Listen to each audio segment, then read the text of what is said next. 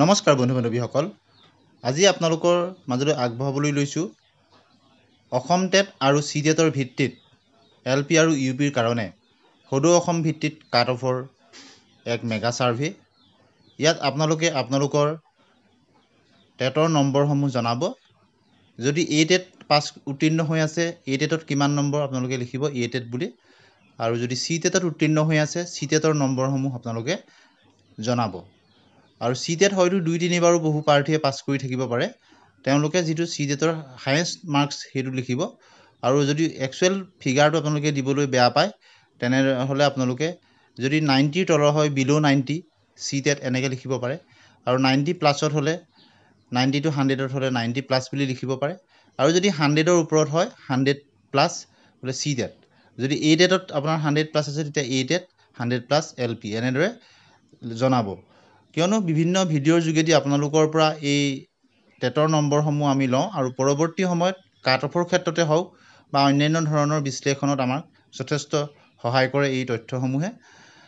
বন্ধু বান্ধৱীসকল, আপোনালোকে নিশ্চয় জানে যে 2025 চনৰ মাৰ্চ মাহৰ আগতেই পুনৰ 8,500 পোষ্ট খালী হ'ব এল পি ইউ পি আৰু মাধ্যমিকক মিলাই, আৰু শিক্ষামন্ত্ৰী মহোদয়ৰ মতে তাৰ সৰহসংখ্যক পোষ্টেই এল পি আৰু ইউ পিৰ কাৰণে প্ৰায় 5,000 মান পোষ্ট হ'ব বুলি তেখেতে অৱগত কৰিছে।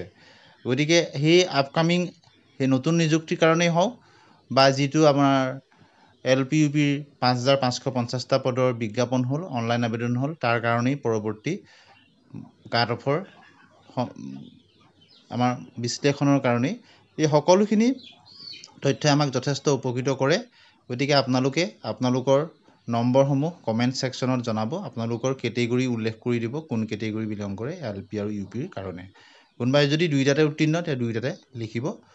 আৰু পৰৱৰ্তী সময়ত শিক্ষা বিভাগৰ ফালৰ পৰা বিশেষতঃ আপোনালোকে আটাইতকৈ জানিব বিচৰা কথাটোৱেই হ'ল যে DEEৰ মেধা তালিকা কেতিয়াকৈ প্ৰকাশ পাব, অথবা কেতিয়াকৈ প্ৰভিজনেল মেৰিট লিষ্টবিলাক প্ৰকাশ পাব, অথবা ফিজিকেল ডকুমেণ্ট ভেৰিফিকেশ্যনৰ নটিফিকেশ্যন কেতিয়াকৈ প্ৰকাশ পাব। আৰু বহুজনেই টেট কাম ৰিক্ৰুইটমেণ্টৰ কাৰণেও প্ৰস্তুতি চলাই আছে, তেওঁলোকেও জানিব বিচাৰিছে।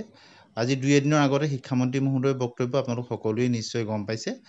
গতিকে পৰৱৰ্তী নটিফিকেশ্যন অহাৰ লগে লগে আপোনালোকক জনাবলৈ চেষ্টা কৰিম। আজি মূলতঃ এই ভিডিঅ'টোৰ যোগেদি আপোনালোকৰ টেটৰ নম্বৰসমূহৰ ওপৰত এটি সমীক্ষা আমি চলাব বিচাৰিছোঁ। আৰু বহুজনেই কমেণ্ট ছেকশ্যনত উল্লেখ কৰিছে যেতিয়া আমি কাট অফৰ ভিডিঅ' দিছোঁ যে চি টেটৰ যোগেদি বহু প্ৰাৰ্থীয়ে তেওঁলোকৰ নম্বৰ ইতিমধ্যে বৃদ্ধি কৰিছে আৰু বহুতেই 100ৰ ওপৰত পাইছে। গতিকে সেইকাৰণে আমি পুনৰ এটি ছাৰ্ভে আপোনালোকৰ মাজলৈ আগবঢ়াই দিছোঁ। আপোনালোকে নিশ্চয় সহযোগিতা কৰিব বুলি আশা ৰাখি আজিলৈ আহোঁ। ধন্যবাদ।